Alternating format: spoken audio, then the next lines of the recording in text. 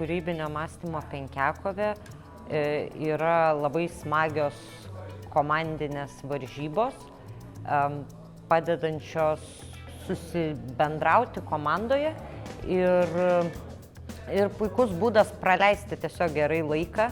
Tai yra labai azartiška veikla, kur žmonės labai greitai įsitraukia, greitai pamiršta ten kažkokius baimės dalyvauti ir tiesiog užsimiršta ir žaidžia ir jiem būna labai smagu.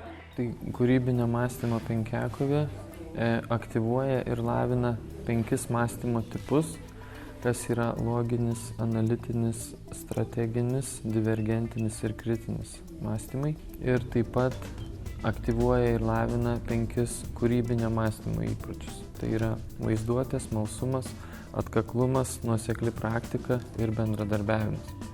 Tai vat sudėjus 5 mąstymo tipus ir 5 kūrybinio mąstymo įpročius mes gauname penkiakovę.